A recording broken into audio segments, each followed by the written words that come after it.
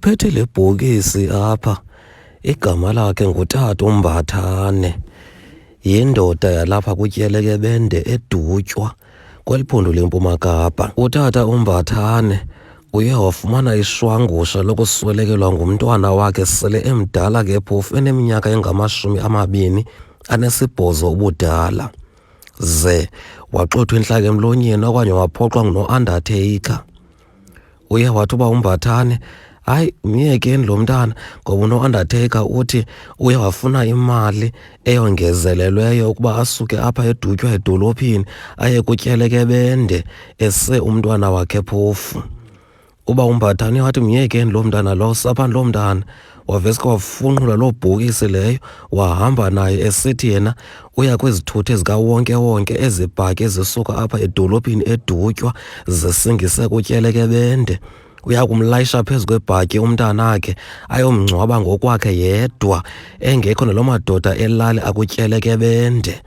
Ebetyityimba naloo bhokisi ke naye ke uliso lwethu ethe cwaka zoletu engathethi ke phofu ngoba ubhubhile. Ndiye ndasondela apha ebhokisini ndifuna ukuthetha nalo mfana uliso lethu ukuba uziva njani xa kutyityimba nebhokisi yakhe apha edolophini eDutya ebonwa nanguthathatha. Liso lethu ubhubhile, ngoku uziva njani wena lo dolobheni wenziwa ngutata akho utata uMbathane esehle senyuka nawo khona uzogqatseka lilanga phaa phezulu kwisitayilo napha ezimotweni? Yho liso lethu khona wayi ningenamingcwabo liso lethu, iintloni. Yho ha-a liso lethu. Uveske wathula uliso lethu waphendula ngelizwi lesidumbu, ndibhubhile mna ntatheli ndini, ababhubhileyo bathethelwa ngabaphilileyo. Sokuze ndithethe mna nokuba ungandibleyima uthi bekuthe ndingenayo masingcwabane, bendingenayo kakade. Kodwa into endiyithetha yinto yokuba mna ndilindele usuku lwalowo elaziwa nguye yedwa. Umphefumlo wam wona ukaphumli, usadinga indawo yokuhlala ngoba kaloku zandizifunele ikhusi ndisaphila.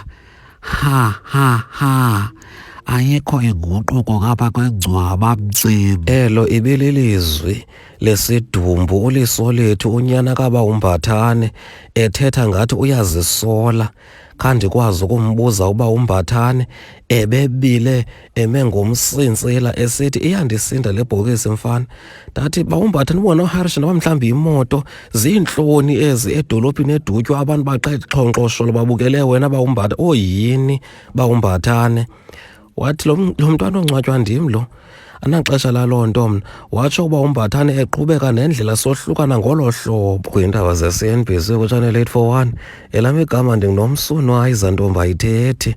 Ndilapha kutyeleke Bende eDutya ndizoku-andastenda uba uMbathane uziva njani kwaye unyana wakhe ubhudliso lethu yena kutheni esithi umphefumlo wakhe uyadinga nje.